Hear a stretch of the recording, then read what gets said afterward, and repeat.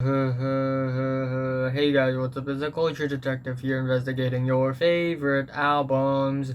And today I'm going to do an album review on the latest Phoebe Bridgers album, Punisher. Yeah, I'm back. And yesterday I took a little bit of a break, and now I have returned to this world. So, Phoebe Bridgers is a singer-songwriter specialized in indie rock and indie folk from the USA, and she had quickly bursted into the scene and gained popularity ever since her debut album. And ever since she had been collaborating with people like Lucy Dacus, Julian Baker, and most importantly, Connor Oberst of Bright Eyes fame. That's when you know that she's really heading for the indie folk route. And so we have her sophomore album right here, Punisher.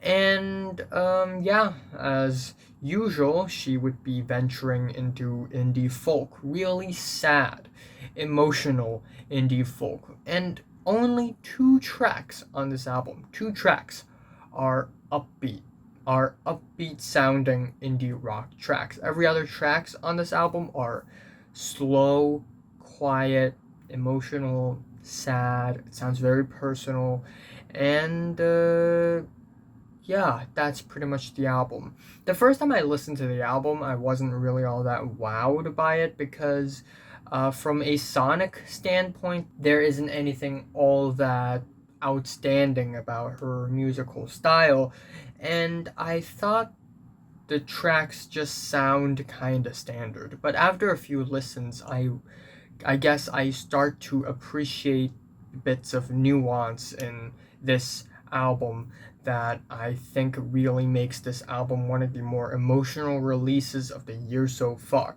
So, first of all, we have the intro track, which is a bit of an ambient track called the DVD Menu, and it's just okay. It has some warped instrumentals, and it leads into the second track really, really smoothly.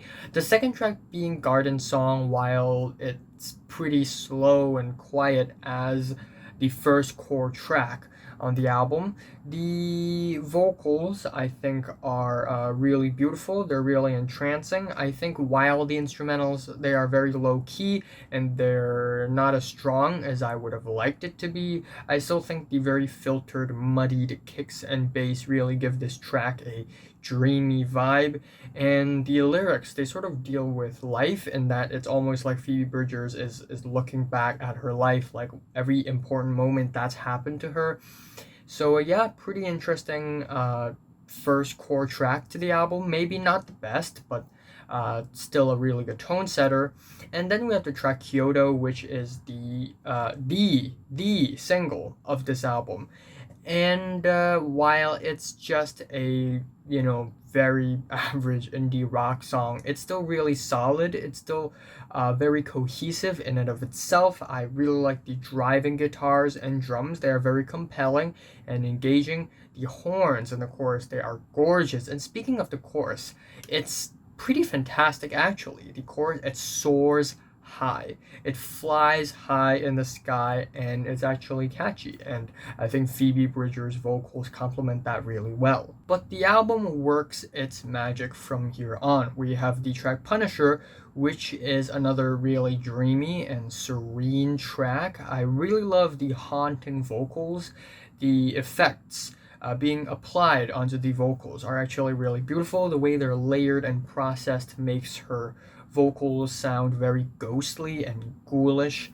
I think the pianos and the strings are absolutely gorgeous, and this track is essentially about being obsessive over something or someone, and it's a pretty good track, really solid track overall. And the next track, Halloween, is also not a bad track at all, and while the instrumentals, they are very low key, it's still pretty good in a way. It's plucky, it's sweet, it's gentle, and we have lyrics talking about Halloween, dressing up.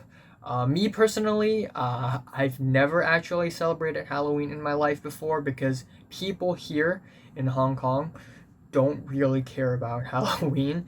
But if you are an American or a Canadian, maybe you would, dress up, play another person, another character in Halloween. And I guess this song is sort of about how we hide our true selves, and in a way, it's just our nature. And we have the track Chinese Satellite, which I think is one of the best tracks on the album, in my opinion.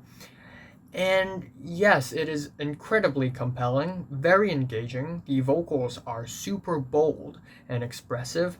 I really like the loud banging drums towards the end, and the strings, the bass, they sort of get noisier and noisier as the track progresses. And we also have Connor Oberst providing backup vocals on this track, which I think is a really nice touch. The track Moon Song is just a pretty generic indie folk ballad in 3/4 time signature. We have lyrics about a doomed relationship, and even though it's not a terrible track, I guess it's one of the least eventful tracks on the album, but the pace quickly picks back up, or not really pace, but the emotional value with the track Savior Complex, which is another highlight on the album for me. It is incredibly emotional and hard-hitting. Again, it's about a troubled relationship, and there is a very, very, very strong Elliott Smith vibe to this track. And yeah, I really love the nostalgic chord progressions on this track. I think the nostalgic chords are easily the strongest part about this track, and also the strings during the bridge is just really, really pretty. The track I See You up next is the second track, also the last track on the album, that is upbeat sounding with its punchy drums, plucky driving keyboards, and even though the lyrics, they are still kind of sad, especially one of the lines being Phoebe Bridgers herself fear that it's the last time she feels good whenever she feels good. And yeah, it's a pretty solid track overall, very much needed in the track list. The track Graceland 2 sounds like a pretty old school country folk track with a more updated indie vibe to it.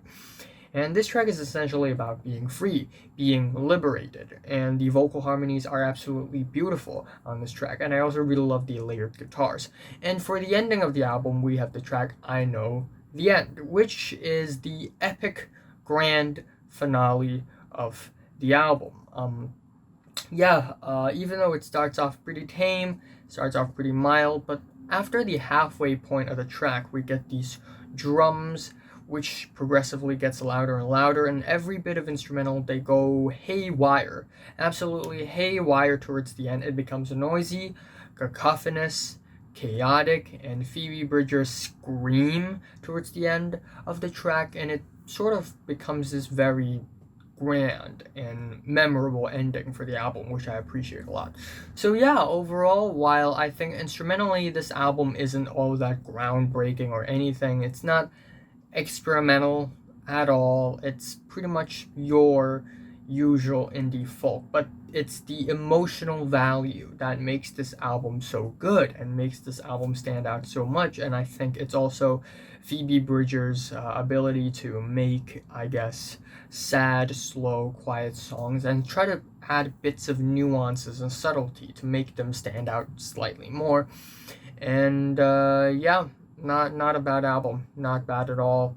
My least favorite track on this album is Moon Song. My favorite track on the album is Savior Complex. I am giving Phoebe Bridgers Punisher a strong 7 to a light 8 out of 10. So, have you listened to the latest Phoebe Bridgers album, Punisher, from 1 to 10? How much did you rate it? Like if you like it, and subscribe if you want more. And thanks for watching. I will be reviewing Jessie Ware, Haim, Chloe and Hale, and G-Eazy very, very soon. Also, one very special mini albums review video that I'm gonna go into. I'm gonna be talking about Moses Sumney and the Soft Pink Truth and Ulcerate and so many more.